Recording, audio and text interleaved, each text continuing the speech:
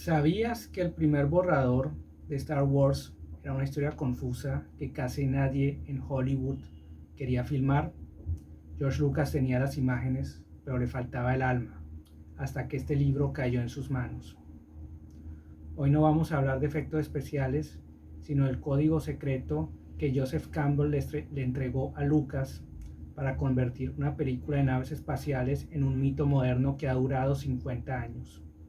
En los próximos minutos vamos a descifrar por qué Luke Skywalker es el mismo héroe que encontramos en la Odisea y por qué la figura de Darth Vader es el arquetipo del padre que todos, en el fondo, tenemos que enfrentar. Si alguna vez sentiste que Star Wars era algo más que cine, hoy vas a entender por qué. Soy Marco Antonio Fonseca y esto es una lectura profunda a las raíces de nuestra propia mitología. Comencemos con el momento en que la mitología y la ciencia ficción se dieron la mano. A mediados de los años 70, George Lucas estaba estancado. Tenía cientos de páginas sobre imperios galácticos, pero la historia no tenía peso emocional. Fue entonces cuando redescubrió El héroe de las mil caras. Campbell no escribió sobre naves espaciales, sino sobre el monomito, una estructura universal que comparten desde las leyendas de la antigua Grecia hasta los cuentos populares rusos. Campbell explica que todo héroe debe pasar por etapas. La primera es el llamado a la aventura. Piensen en Luke mirando los dos soles de Tatooine. No es solo una escena bonita, es el momento en que el individuo siente que su mundo actual ya no es suficiente. Lucas copió esa estructura casi quirúrgicamente porque entendió que, al hacerlo, estaba conectando con algo que todos los seres humanos llevamos programado en el inconsciente. Pero un héroe no puede ir solo, necesita a alguien que haya regresado del otro lado. Aquí es donde entra Obi-Wan Kenobi, que en el esquema de Campbell es el mentor, es quien entrega el objeto mágico, el sable de luz y el conocimiento necesario para cruzar el primer umbral. En este punto, la película dejó de ser una aventura espacial para convertirse en una iniciación espiritual. Pero el viaje de Campbell no es solo triunfo. El héroe debe enfrentar su hora más oscura, lo que el autor llama el vientre de la ballena o el descenso al abismo. En Star Wars, esto no ocurre en el espacio, sino en las profundidades de Ciudad Nube. Es el momento en que Luke pierde su mano, pierde su arma y, lo más importante, pierde su certeza sobre quién es. Aquí llegamos al punto que Campbell consideraba el más difícil de cualquier mito, la expiación con el padre. En la mitología, el padre representa el orden del mundo que el joven debe desafiar o integrar. Cuando Darth Vader revela su identidad, el conflicto deja de ser político entre rebeldes e imperio. Se convierte en un conflicto psicológico universal. ¿Cómo superamos la sombra de nuestros padres sin convertirnos en ellos? Darth Vader es el arquetipo del hombre que ha sido devorado por el sistema, por la máquina.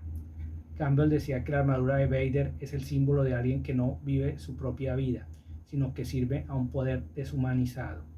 Por eso, su redención final, cuando se quita la máscara, es el acto de volver a ser humano, es la victoria del espíritu sobre el ego. Hay un concepto en la obra de Campbell que suena aterrador, el vientre de la ballena. Representa el momento en que el héroe es tragado por lo desconocido.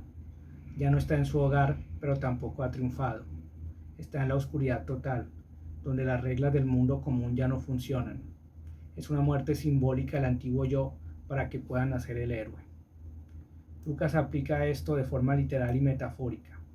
Piensen en la escena del compactador de basura en la primera película. Están atrapados, las paredes se cierran y hay una criatura acechando en el agua sucia. O, de forma más profunda, cuando Luke entra en la cueva en el planeta Dagobah. Allí lo que encuentra no es un monstruo externo, sino su propio rostro dentro del casco de Darth Vader. Ese es el verdadero vientre de la ballena, enfrentar tu propia oscuridad antes de poder iluminar a los demás. Lo que Campbell nos enseña a través de Star Wars es que todos pasamos por nuestro propio vientre de la ballena, esos momentos de crisis donde sentimos que el mundo se nos cierra, pero, según el mito, es precisamente en ese lugar oscuro donde encontramos el arma o el conocimiento necesario para la victoria final. No es un lugar de derrota, es un lugar de transformación. Al final del viaje, Campbell nos dice que el héroe debe regresar a su mundo con un elixir, con una verdad que sane a su comunidad. George Lucas hizo precisamente eso, nos devolvió un mito que habíamos olvidado. Star Wars no es grande por sus naves, sino porque nos recuerda que todos estamos en un viaje heroico, enfrentando sombras y buscando nuestra propia luz. La lectura de Joseph Campbell no solo salvó una película, nos dio un mapa para entender nuestras propias vidas. Si te ha gustado descubrir el alma literaria detrás de este clásico, te invito a suscribirte. Aquí en Lecturas Interesantes no solo leemos libros, desciframos las historias que nos dan sentido. Si quieres profundizar más en los arquetipos, te recomiendo este otro video donde analizamos más profundamente Star Wars y la influencia de Campbell en la elaboración de la película. Te aseguro que cambiará tu forma de ver el cine y la literatura. Soy Marco Antonio Fonseca. Gracias por acompañarme en este viaje al corazón del mito. Nos vemos en la próxima lectura.